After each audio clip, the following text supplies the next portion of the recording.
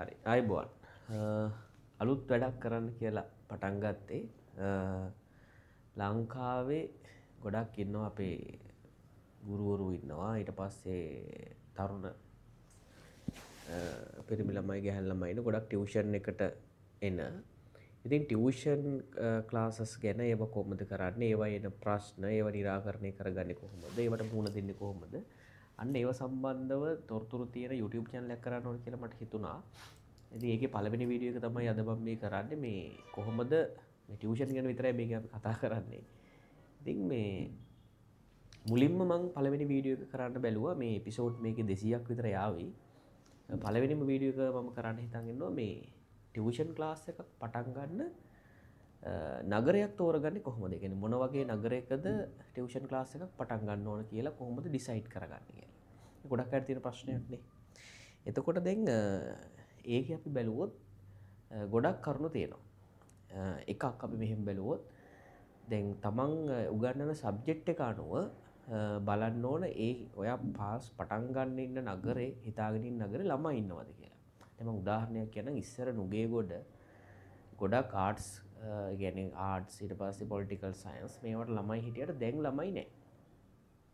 දැන් නුගේගොඩට වඩා ඉන්නවා මේ ආර්ට්ස් ක්‍රවුඩ් එකක් කළුතර හොරණ ඊට පස්සේ රත්නපුර ඊට පස්සේ අර පැත්තෙන් ඇල්පිටිය අම්බලන්ගොඩ ওই ලයින් එකේ ඉන්නවා සාමාන්‍ය නුගේගොඩට වැඩිය ලොකු ක්‍රවුඩ් එකක්. හරිද? එතකොට දැන් අපි හිතමු ඔයා පටන් ගන්න ඉන්නේ ෆිසික්ස් කෙමිස්ට්‍රි වගේ සයන්ස් සබ්ජෙක්ට් එකක් කියලා. එතකොට ඉතින් ඔය සාමාන්‍යයෙන් අපි හිතමු පොඩි නගර තේරුමක් නැහැ. එතකොට නුගේගොඩ, ගම්පහ, කළුතර, ගාල්ල, මාතර, කැන්ඩි ඒ වගේ වෙන්න ඕන. හරිද? එකක් ඒක. එතකොට ඒ එක සාධකයක්. ළමයි ඉන්න නගරයක තමයි මොකද අපිට දැන් ටියුෂන් පටන් ගත්තට පස්සේ අවුරුදු 4ක් 5ක් 10ක් ඒ වගේ සමහර අවුරුදු 2 3 වෙන්නත් පුළුවන්. සැලකිය යුතු කාලයක් යනවා ඒකේ යම් සාර්ථකත්වයකට එන්න. එතකොට අර ලොකු කාලයක් කැපකිරීම කරාට පස්සේ ඒකේ ප්‍රතිඵලයක් නැත්නම් අපිට වැඩක් නැති වෙනවනේ. හරිද? ඊට ඊළඟ කාරණේ තමයි දැන් අර මුල්ම කාරණේ අපි කතා කරා කොහෙද පටන් ගන්න ඒ නගරේ ළමයි ඉන්නවද කියන එක. දෙවනි කාරණේ දැන් අර කොහෙද පටන් ගන්න ළමයි ඉන්නවද කියන එකදී අර මට තව පොඩි දෙයක් කියන්න ඕන මේ දැන් ඔයා පටන් ගන්න ඉංග්‍රීසි මීඩියම්ද සිංහල මීඩියම්ද තමිල් මීඩියම්ද කියන එකත් බලපාන. දැන් අපි හිතමු ඉංග්‍රීසි මීඩියම් සයන්ස් පටන් ගන්න හිතන් ඉන්නවා කියලා. ඒ කියන්නේ සයන්ස් සබ්ජෙක්ට් එකක් කෙමිස්ට්‍රි පිස් වගේ එකක්. හරි මත අපි O level එකක් කියලා හිතමු. එතකොට පොඩි නගර වැඩක්ම නැහැ. එතකොට ප්‍රධාන නගරවලම තමයි පටන් ගන්න ඕන. ඒකෙත් අපි නිකන් A level නිකන් සයන්ස් මැස් වගේ එකක් ගත්තොත් ඔය කළුතර ඒ වගේ දැන් කළුතර හම්බන්තොට ඊට පස්සේ මොනරාගල ඒ වගේ අනුරාධපුර පොළොන්නරුව ඒව එච්චර වැඩක් නෑ. නගර වලට ලොකු කාලයක් ගත කළා කිසිම තේරුමක් නෑ. ලොකු සාර්ථකත්වයක් ගන්න බෑ. ඉංග්‍රීසි මීඩියම් ළමයි ඉන්නව කොහෙද? නුගේගොඩ, ගම්පහ නේද? නුවර, මීගමුව ඔය ලයින් එකේ තමයි සාමාන්‍ය හොඳට ඉංග්‍රීසි මීඩියම් කරන ළමයි ගොඩක් ඉන්නේ. එතකොට අන්න ඒ මීඩියම් එක අනුවත් අපි තීරණය කරන්න ඕන කොහෙද ක්ලාස් එකක් පටන් ගන්න කියලා. ඒක. තව සාධක තියෙනවා කොහෙද ක්ලාස් එකක් පටන් ගන්න කියන එක. දැන් අපි හිතමු දැන් නගරයක පීක් එකට ඒ කියන්නේ උපරිමයටම ආවට පස්සේ කොච්චර ළමයි ප්‍රමාණයක් උපරිම ගන්න පුළුවන්ද කියන එක. දැන් සමහර නගර තියෙනවා දැන් මම උදාහරණයක් කියන්නම්. අපි හිතමු කවුරු හරි ක්ලාස් එකක් කරනවා කියලා පිළියන්දල කම්බයින් මැස් ක්ලාස් එකක්. එතකොට ඒකේ උපරිමයටම ආවහම ළමයි 100කට එහා යන්න බෑ. හැබැයි නුගේගොඩ අපි හිතමු නුගේගොඩ කම්බයින් මැස් ක්ලාස් එකක් කරලා ළමයි 2500ක මට්ටමට උනත් යන්න පුළුවන්. අන්න ඒ වගේ තියෙන. එතකොට අපි අර කාලයක් කැපකිරීම කරන තැන අපට ඒකේ අග්‍රඵලය නෙලා ගන්න අවස්ථාවේ උපරිම මට්ටමකට යන්න පුළුවන්ද කොච්චර මට්ටමකද එතන ලැබෙන්නේ කියන එකත් බලපාන. එතකොට දැන් මම කොච්චර දේවල් කිව්වත් තමන් සෑහීමකට පත්වන්නේ කොතනින්ද කියන එකත් බලපානවා. ඉතින් උකට මම ඒක එච්චර හිතන්නේ නැහැ. ඒ ගැන මම එච්චර කතා කරන්නේ නැහැ. තව අපි බැලුවොත් තව සාධක තියෙනවා. දැන් අපි හිතමු මෙහෙම sorry යම් අපි හිතමු ප්‍රධාන නගරයක තමයි අපිට ක්ලාස් පටන් ගන්න වෙන්නේ කියලා. ඒතකොට මේ ප්‍රධාන නගරේ ළමයි ගොඩක් ඉන්නේ හින්දා ගුරුවරු ගොඩක් සැලකිය යුතු ප්‍රමාණයක් හිටියට අවුලක් නැහැ. එන්නේ ගුරුවරු අපි හිතමු ඔයා පටන් ගන්න හදනවා කෙමිස්ට්‍රි ප්‍රධාන ධාරාවේ කෙමිස්ට්‍රි ගුරුවරු අපි හිතමු 5 දෙනෙක් ඉන්නවා කියලා ළමයි 4000ක් විතර ඉන්න අවුලක් නැහැ. ඔයාටත් ක්ලාස් එකක් මේ කන්ටිනියු කරගෙන යන්න පුළුවන්. යම් දවසක තැනකට එන්න පුළුවන්. හැබැයි දැන් ප්‍රධාන නගරේ වුණත් අපි හිතමු ප්‍රධානම ගුරුවරු කීප දෙනෙක් කියන්නේ ඒ වෙනකොට ලංකාවේ හරි නගරේ හරි කොහේ හරි එතන උපරිම මට්ටමේ ඉන්න ගුරුවරු කීප දෙනෙක් ඉන්නවනම් එතන ඔයාට ලොකු කාලයක් ගත කරන්න එතන සුදුසු නෑ. උදාහරණයකට මම නිකන් කියන්නම්. අපි හිතමු අපි හිතමු යම් නගරයක දර්ශන උක්වල සර්ුයි ඊට පස්සේ අනුරාධ පෙරේරායි අපි හිතමු සමිතරත් නායකයි ගුරු තුන් දෙනාම ඉන්නවා යම් නගරයක තුන් දෙනාම පී. හරි. එතකොට ඔයත් ෆිසික්ස් ක්ලාස් එකක් පටන් ගන්න යනකොට ඔයාලට ලොකු කාලයක් ඉන්න වෙනවා පොඩි සාර්ථකත්වයක් ගන්න. අපි හිතමු නිකන් යම් නගරයක අපේ මුතුගල සර්ුයි තිස්ස සර්ුයි දෙන්නම ඉන්නවා කියලා. එතකොට ඒ නගරේ ක්ලාස් එකක් හදන්නත් ලොකු කාලයක් ඉන්න වෙනවා. එදින එක්කෙනෙක් නම් ඉන්නේ අවුලක් නැහැ. මොකක් හරි කරන්න පුළුවන්. ඒතර අන්න ඒවත් බලන්න ඕන සාධක. ඊට පස්සේ තව තියෙනවා. දැන් සාමාන්‍ය නගරයක දැන් ඔයා ක්ලාස් කරන් ඉන්න නගරයක ඔයාට වැඩිය ගොඩක් සුදුසුකම් වලින් අඩු ගුරුවරයෙක් නම් ඉන්නේ. ඔයාට ඉක්මනට ක්ලාස් හදන්න පුළුවන්. අපි හිතමු දැන් ඔය ඉස්සර තිබ්බ ඔය මොණරාගල අම්පාර පැත්තේ මම දැකලා තියෙනවා සමහරලාට මේ කොළඹින් එහෙම ගිහිල්ලා ඉක්මනට ක්ලාස් හදනවා මේ පැත්තේ. මම දැකලා තියෙනවා.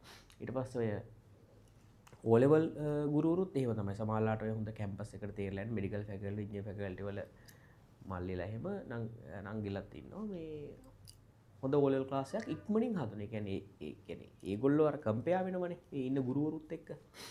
එතකොට අර ඉක්මනට ක්ලාස් එකක් හදන්න පුළුවන් ඒ වගේ ක්වොලිෆිකේෂන් තියෙන දෙනකට ක්වොලිෆිකේෂන් ඔයාගේ හොඳයි නම් හදන්න පුළුවන් ඉක්මනට ක්ලාස් එක. දැන් මේ ගොඩක් ඔය A level ක්ලාසස් හැදිලා තියෙන්නේ. අයිලන්ඩ් රෑන්ක් ගත්ත ඩිස්ට්‍රික් රෑන්ක් ගත්ත මල්ලිලා නංගිලා ක්ලාස් පටන් අරගෙන ඉක්මනට ක්ලාස් එකක් ඩෙවලොප් කරලා තියෙනවා. ඒක ඔයාට හොඳ බෙනිෆිට් එකක්. ඒ නගරෙහි දැන් මෙහෙමයි වෙන්නේ. අපි දැන් ඔයා ඩිස්ට්‍රික් ෆස්ට් වෙලා යම් නගරයක පන්ති කරන්න යනවා ඩිස්ට්‍රික් ප්ලස් කියලා. දැන් ඒකෙත් ඒ නගරේ ඩිස්ට්‍රික් ෆස්ට් වෙච්ච අය පන්ති කරනවා ඉතින් ඔයාව එතන ඉස්මතු වෙන්නේ නැහැ. තේරෙනවද? අන්න ඒවත් බලපාන. ඊට පස්සේ දැන් අපි හිතමු යම්කිසි නගරයක ගොඩක්ම වයසක ටීචර්ස්ලා නම් ඉන්නේ. උගන්වන්නේ ටිකක් ගොඩක් වයසයි. එහෙමනම් ඔයාට ක්ලාස් එකක් හදන්න ඉහළ හැකියාවක් තියෙන. ඉහළ සම්භාවිතාවක් තියෙන හොඳ ක්ලාස් එකක් ගොඩනගා ගන්න. මොකද ළමයි කැමති තරුණ ගුරුවරුන්ගේ ක්ලාස් යන්න. ඒක වැදගත්. එතකොට ඔයාට ලොකු chance එකක් තියෙනවා එතනදී හොඳ ක්ලාස් එකක් ඩෙවලොප් කරගන්න. ඒ වගේම අපි හිතමු නගරයක ඉන්නවා කියලා ඒ නගරේ ඔයා උගන්වන විෂයට අදාළව වැඩිම ළමයි ඉන්න ගුරුවරයා විදියට ඉන්නේ ගුරුවරියක් නම් අපි හිතමු ටීචර් කෙනෙක් තමයි වැඩිම ළමයි ප්‍රමාණය උගන්වන්නේ. ඉතාලම පාස්වෙන් ක්ලාස් එකක් හදන්න පුළුවන් පිරිමි ළමයින්ට. හෝ තරුණ ගෑනු ළමයි ඉක්මනට හදන්න පුළුවන්. මොකද අර තරුණ ගුරුවරයෙකුට ළමයි ගොඩක් ආකර්ෂණීය වෙනවා. හැබැයි ඔය කොච්චර ආකර්ෂණ ළමයි ආවත් ටික කාලයක් ඉන්නේ Tamanට හොඳට විෂය බැරි නම් එන තමන් හොඳට විෂය ප්‍රගුණ කළා නැත්නම් ළමයින්ගෙන් හොඳ ප්‍රතිඵල ගන්න බැරි නම් හැදුන්න වේගයටත් වඩා වැඩි වේගකින් පන්තිය හොදගෙන යනවා. ආයි කොහෙවත් නගරයක පන්තියක් හදා ගන්න ලැබෙන්නේ නැහැ. ඔක තමයි ඇත්ත.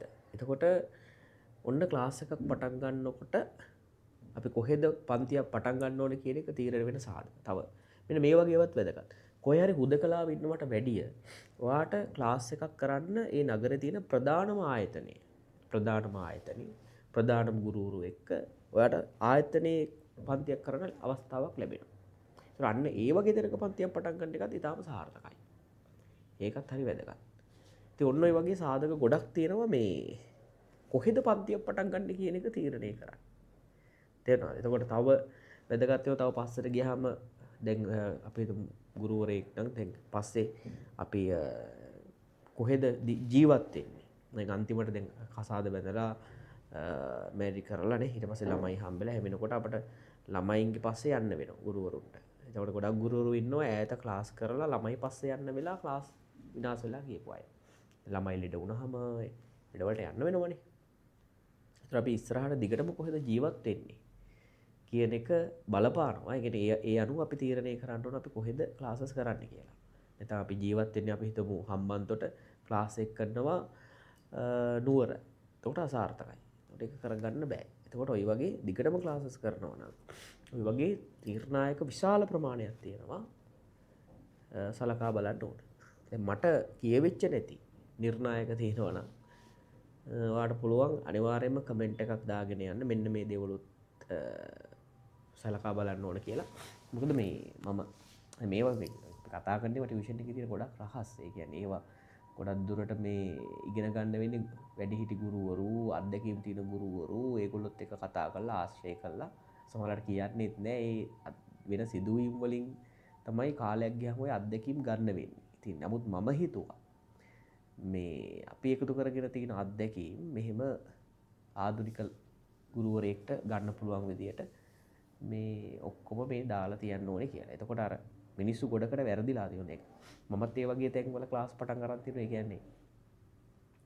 ඒක පීක් එකට මම ඇවිල්ලත් තියෙනවා. පීක් එකට ආවට පස්සේ අර අපි අර අවුරුදු ගාණක් මහන්සි වෙච්ච එකේ ලොකු ප්‍රතිඵලයක් එතනින් අපිට ගන්න බෑ. තේරෙනවද? එතනින් එහාට අපිට සෝරි යන්න බැරි වෙන එක අපිට ලැබෙන අග්‍රඵලය මදි. අර අපි කැප වෙන ප්‍රමාණෙත් එක්ක. දැන් හරියට දැන් ළමෙක් මාර විදිහට මහන්සිලා වැඩ කරනවා එක්සෑම් එකකට හොඳ රිසල්ට් එකක් එන්නේ නැහැ. ආන්න ඒ වගේ. ඉතින් මේ ඕවා තමයි මට නිකන් මතක් වෙච්ච සාධක කොහෙද අපි මුලින්ම ක්ලාස් එකක් පටන් ගන්න ඕනේ කියලා. ඉතින් ඔකත් එක බැලුවහම ගොඩක් අයට තියෙන අත්දැකීම තමයි මටත් මේ අත්දැකීම තියෙනවා මේ. අපි මුලින්ම ගොඩක් දුරට ක්ලාස් එකක් පටන් ගන්නේ ගෙදර.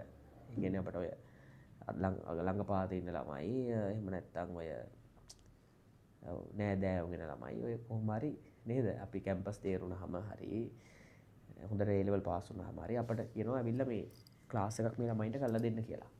එහෙම තමයි අපි ගෙදර තමයි ක්ලාස් එකක් පටන් ගන්න. ඊට පස්සේ ඔන්න ක්ලාස් එකේ ළමයි ටික ටික වැඩි වෙනකොට ළඟ තියෙන ආයතන ඉඩ මදි වෙනවා. ඊට පස්සේ ඉතින් ගෙදරත් කරදර දානවා. මේ ළමයි එනවා, ගෙවල් නේද හැඩි කරනවා නේද? එතකොට කරදරයි. කෑ ගහනවා. එතකොට ගෙවල් වලින් ගෙනවා ක්ලාස් එක කොට අරගෙන යන්න කියලා. ඊට පස්සේ ඔය සමහරට කොහෙට හරි අරගෙන යන්න කලින් මේ ළඟ තියෙන ආයතන වලින් ඒ කොහෙන් හරි අඩු වෙනකොට බලනවනේ කොහෙන්ද මේ ළමයි අඩු වෙලා තියෙන්නේ කියලා.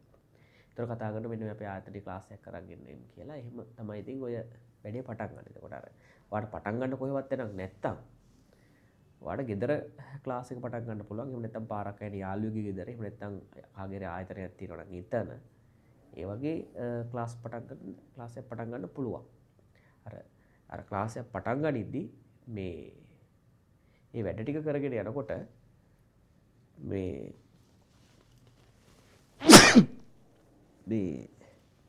වැඩ කරගෙන යනකොට මේ අර ඒක කොහොමද කරගෙන යන්න ඕනේ? ඒකේ මොන වගේ අරමුණක්ද තියෙන්න ඕන? ඒව අපි වෙන එපිසෝඩ් එකක කතා කරමු. ඒතර අර මුලදී අපි බලාපොරොත්තු වෙන්න හොඳ නැති දේවල් ඒ ගොඩාක් තියෙනවා ක්ලාසස් වලදී. ඒව අපි පස්සේ කතා කරමු. එතකොට දැන් අර මම කරපු දෙයක් තියෙනවා මේ මම ක්ලාස් පටන් ගන්න හොඳ තැන බැලුවට මේ මට උගන්වපු ගුරුවරු හිටපු නගරවල මම පන්ති පටන් ගත්තේ නැහැ. මම ක්ලාස් ඒ නගරවල පන්ති පටන් ගත්තේ ගුරුවරුන්ට කියලා. ඇත්තම කියන්නේ හිටියේ නැහැ, ඒගොල්ලෝ නැති වුණා. තව ටීචර් කෙනෙක් හිටියා පන්ති නැවැත්තුවා. එතකොට තමයි මම ඒ නගරේ ක්ලාස් එකක් මේ පටන් ගත්තේ. එතකන් ඒ නගරේ මම ක්ලාස් කරේ නෑ. අර එහෙම ළමයිත් ඉන්නවා. ඒ කියන්නේ මම එහෙම ළමයි අර ක්ලාස් එකක් පටන් ගන්න ඕනට අර මට උගන්වපු ගුරුවරයා හිටපු තැන හින්දා මම එතන පන්ති කරන්න ගියේ නෑ. ඉතින් ඕගොල්ලෝ එහෙම වෙන්න ඕනේ නෑ. මොකද එහෙම වුණොත් කාටවත් ක්ලාස් එකක් කරන්න තැනක් හොයාගන්න හම්බෙන්නේ නෑනේ. මොකද ඒකට තේරෙනවද මං කියන දේ? එතකොට ඒක තමන්ගේ අර එක එක නිර්ණායක එහෙමත් තියෙනවා. දැන් සමහරව ඉන්නවා මේ ජීවත් වෙන නගරේ ගෙයක් හදාගෙන ජීවත් වෙන නගරේ පන්ති කරන්න ඉතින් මගේ යාළුවෝ ඉන්නවා. ඒකට හේතුව තමයි යා එළියට බැස්සම ඇවිදින්න ගියාම ළමයි නිතර හම්බ වෙන එක හරි කරදරයක්. ඉතින් එහෙම ක්ලාස් කරන්න නැති අයත් ඉන්නවා. ඉතින් ඒ වගේ ගොඩක් නිර්ණායක තියෙනවා. ක්ලාස් එකක් කොහෙද පටන් ගන්න කියන එක ගැන ඔයාලා අනිවාර්යයෙන්ම කමෙන්ට් එකක් දාන්න. මට ගොඩක් කරුණු මිස් වෙන්නේ නැති. ඔයාලා කමෙන්ට් එකක් දාන්න මොනවද කතා එහෙම සලකා බලන්න ඕන කරුණු කියලා.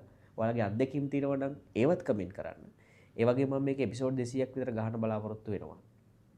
මොනවද කතා කරන්න ඕන කියලා කමෙන්ට් එකක් දාන්න. ඔයාලා අනිවාර්යයෙන්ම කමෙන්ට් කරන්න. ඒවා මම බලනවා. ඔයාලගේ අදහස් වල මම ගරු කරනවා. ඉතින් මම මේ අලුත් වැඩක් කරන්න හදලා ළඟ කවුරුත් මේක කරලා නැහැ.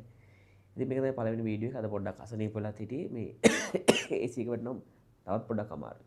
හරි. ඉතින් මේ අපි දෙවෙනි එපිසෝඩ් එකකින් හම්බෙමු. දෙවෙනි එපිසෝඩ් එකේ මොකද කරන්න කියලා මම කියන්නේ ඒකෙදි අපි බලමු. එහෙනම් තවත් දවසක හම්බෙමු. ආයිබෝවන්.